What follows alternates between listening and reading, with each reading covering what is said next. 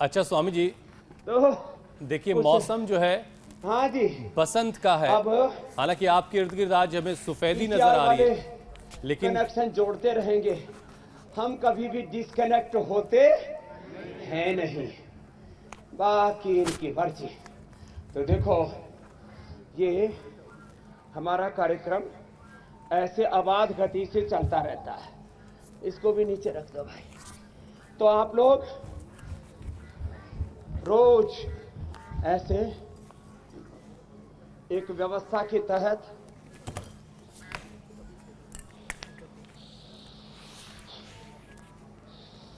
उठा लो, फोन उठा लो, उठा लो। आज फोन बार बार कट रहा है, पता नहीं इसको भी कौन सी डिस्कनेक्टिविटी हो गई। प्रदूषण का लगता है स्वामी जी असर हो गया कुछ फेफड़ों इस का पे भी। मस्तिष्क पर बुरा असर पड़ता है, तो उसके बाद बड़ा असर पड़ता है फेफड़ों पर। उसके लिए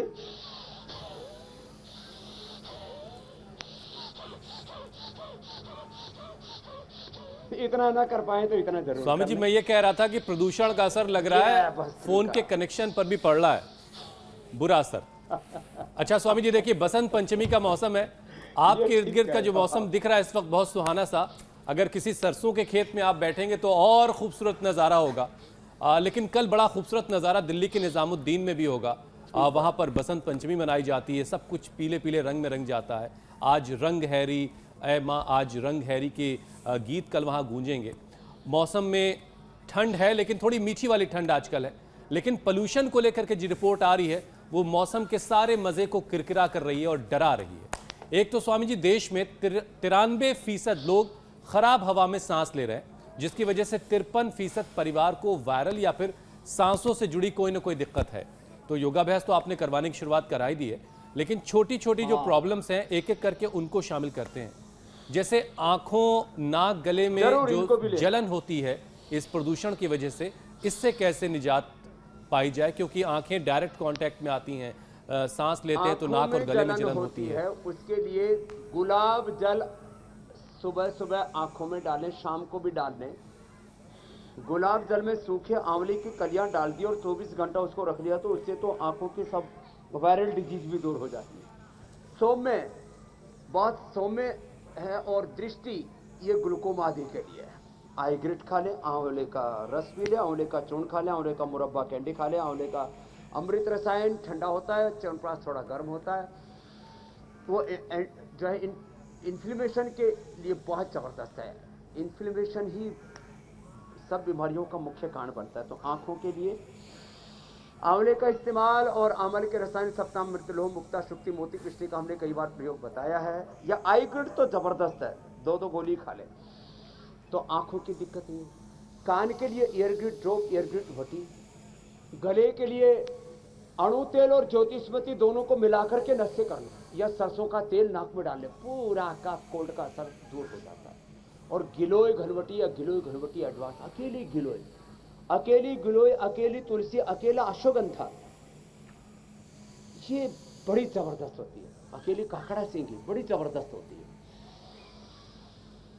और हल्दी, मेथी, सौंठ, ये वात के लिए, पित्त के लिए, कफ के लिए, सब के लिए अच्छा। इससे पूरा थोड़ी थोड़ी मात्रा में पित्त वालों को कम प्रयोग करना है। वात और कफ के लिए तो परम औषधि है। सौंठ, पीपल, काली मिर्च का पाउडर बनाकर के शायद से चाट लेते हैं, कफ कोल्ड दूर हो जाता है, उसका पूरा असर नहीं होता है। तो ये आंख के लिए पॉइंट भी है। आंख के लिए अनुलोम विलोम, सर्वांगासन और हलासन तो करते हैं। सर्वांगासन, शीर्षासन, हलासन तो करना ही है। ये अनुलोम विलोम बहुत जबरदस्त है। हरी सब्जियां ज्यादा खाएं। सुबह उठ करके मुंह में पानी भर के ठंडे पानी से आंखों पर छींटे मारे, आंखों की कोई एलर्जी रहेगी ही नहीं। और जिनकी लो इम्यूनिटी होती है ना, उनके ऊपर सारी एलर्जी, सारे पोल्यूशन का असर होता है। इसके लिए इम्यूनोग्रिड बहुत ही जबरदस्त औषधि है। इम्यूनोग्रिड स्वामी जी, पोल्यूशन से जो एक-एक समस्या करके पैदा सारी होती है समस्याओं का सॉल्यूशन भी हम दे रहे हैं। उसका सोल्यूशन आपने दिया। मैं एक रिपोर्ट का जिक्र कर लेती हूँ जो इसी महीने इन्वायरमेंट जनरल में छपी है, जिसका हमने कार्यक्रम की शुरुआत में जिक्र भी किया था स्वामी जी। मतलब ये कि हरियाली वाली जगह जो लोग रहते हैं तो शरीर को ऑक्सीजन वहाँ पर ज़्यादा मिलती है। जैसे कि आप हरिद्वार में रहते हैं और जो लोग गांव में रहते हैं उन्हें वहाँ ऑक्सीजन ज़्यादा मिलती है, वो खुश ज़्यादा रहते हैं और खुश रहने से सहन शक्ति भी बढ़ती है। और इससे ये भी देखा गया है कि अपराध में भी कमी आती है। तो अब एयर पोल्यूशन के दूसरे साइड इफेक्ट को अगर हम कार्यक्रम में शामिल करें स्वामी जी, तो वो है प्रदूषण बढ़ने की वजह से सूखी खांसी की परेशानी का बढ़ जाना। और इसके उपाय क्या हैं, कौन कौन से योगाभ्यास करने चाहिए स्वामी जी, वो भी बता दीजिए। तो देखो, सूखी खांसी के लिए कंठामृत तो जबरदस्त है ही। ये जो कंठामृत छोटी सी औषधि है, दूसरा है ब्रोनकोम। कंठामृत, ब्रोनकोम, ये सूखी खांसी के लिए बहुत अच्छे। सीतोपलादी चूर्ण हमारे यहाँ सदियों से प्रयोग किया जाता है। शहद के साथ 1-1 ग्राम सीतोपलादी ले लें, या कंठामृत की तरह ही लवंगादि खदरादि वटी चूस ले, उससे भी एकदम फायदा हो जाता है। मुलेठी, लौंग थोड़ा सा हल्का सा सेक करके, काली मिर्च मुंह में डाल करके चूस ले, इससे भी ये सूखी खांसी दूर हो जाती है। और जिनको भी खांसी है उनको ठंडी, खट्टी और चिकनी चीजें नहीं खानी। कुछ लोग कहते हैं जी खटाई से तो कफ कोल्ड दूर होता है, उससे तो रेस्पिरेटरी सिस्टम अच्छा होता है, लेकिन कब?